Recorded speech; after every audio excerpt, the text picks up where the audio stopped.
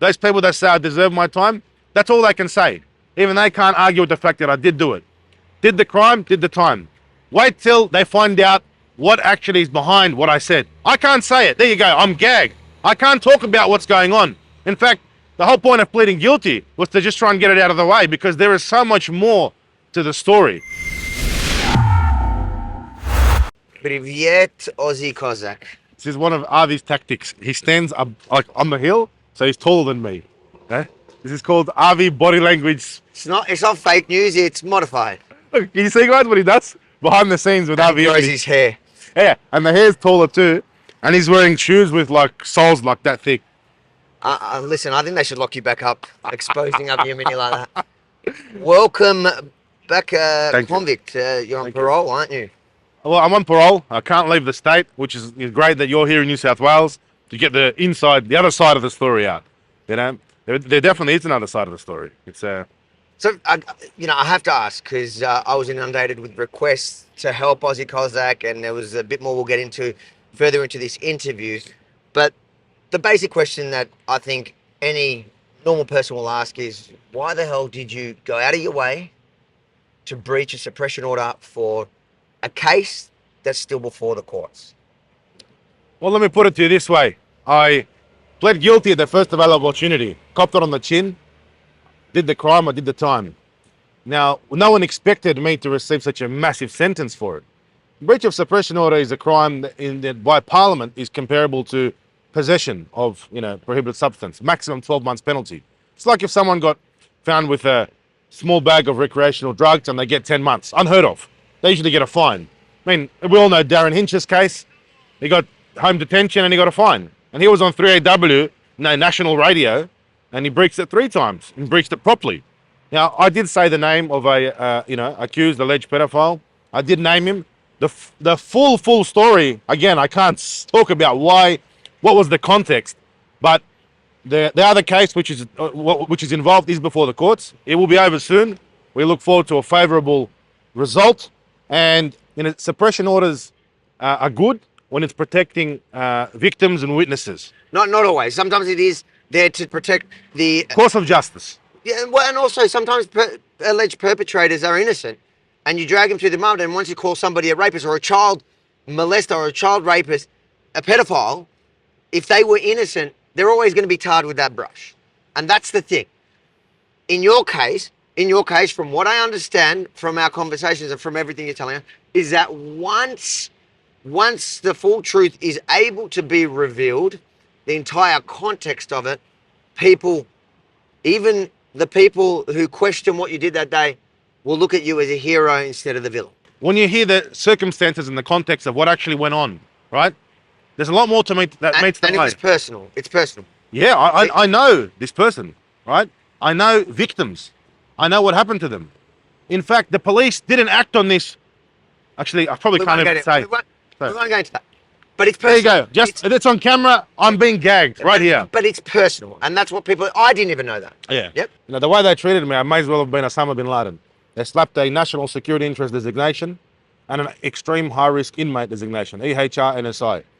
What does that mean? That's very rare that they actually use that. And that's designed for the most dangerous prisoners. Terrorists, prisoners that they can't be left alone with a guard because they'll bite the guard's ear off or something. So I was chained here with a belt around here, chained there, legs chained together, orange jumpsuit.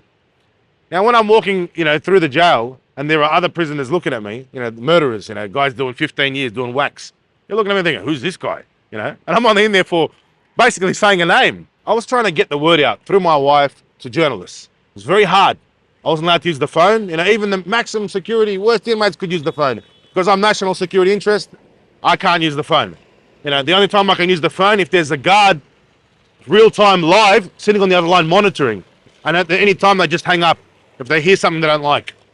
So my poor wife is there, the only one I can contact out of all my people, even though they're embarrassed to see me. And I said to my wife, get a message out to Rebel News.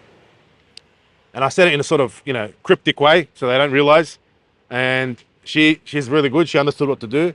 So she recorded my message to Rebel News.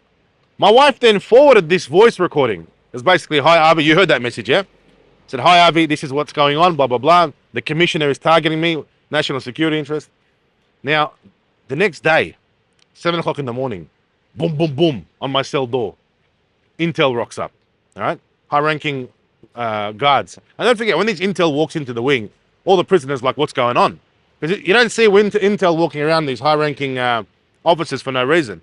So they come into my cell, they go, Boykov, we're charging you. So what are you charging me with? They said, counter-terrorism intercepted a message from your wife to Avi Yemeni of Rebel News. And I'm like, get out of here. This is what we're talking about. This is direct proof of the fact that the government is deploying counter-terrorism tactics, resources, and legislation against journalists. Exactly what we've been saying. So, counter-terrorism intercepted this transmission. They come into my cell. They charge me with passing out a message from jail, an unauthorized message to a third party. That was the first charge. The second charge was making a misleading statement. They alleged in the jail charge that what I said to you was not true. And I said, what part of what I said to the journalist was not true? And they said, the commissioner is targeting you. I said, of course it's true. I'm an NSI. Of course the commissioner signed. The commissioner personally signed. The New South Wales Commissioner personally signed to apply this NSI status.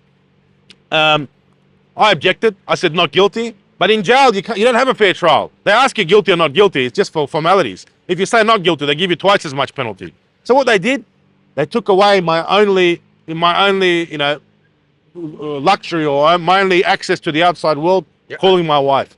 They banned me. They took my wife's number away, and I couldn't call anyone on the phone. Could you imagine being in Long Bay? Remember when it was raining every day? It was cold, wet, sad. Maximum security. Couldn't call my own missus because they accused me of sending a message to a journalist. We live in a world where truth is a national security interest. We live in a world where truth is a threat to the government, a threat to the police, a threat to the prosecutors. We see every day, all the time, people are going to jail on dubious, fabricated, false, vexatious charges. Look at Daniel Keneally, the son of Christina Keneally. Just a few days ago, finally arrested. And he stitched the bloke up. Those who think the Aussie Cossack was stitched up, of course I was stitched up. I mean, yes, you could argue I did the crime, but it's all circumstantial. It's all in context. Now, there was very serious context to take into account here. Did I intentionally and recklessly go out of my way to breach a suppression order? No, because I know so much about that case, right? I know details that'll make your hair stand on end. I'll make you details that'll make you be sick in the stomach if I told you. All I did was name the bloke. Now, if you want to say the Aussie Cossack's wrong, if you want to say the Aussie Cossack deserved what he got, be my guest. But you know what? There's a lot of people out there, many Australians, who will say, yes, he did the crime, he pled guilty, but they'll say, Aussie Cossack, I'll buy him a beer, I think it's important for people to get the entire context, which we will give it to them in time when it's when legally possible. Yeah, I'm not willing to go to jail for, like you. I'm not as tough. I don't think I'll be as welcomed by the prisoners as you. Why not? I'll fix you. No, I'll write your name on the wall. I said, if Avi comes in prison, look after him. All right, mate.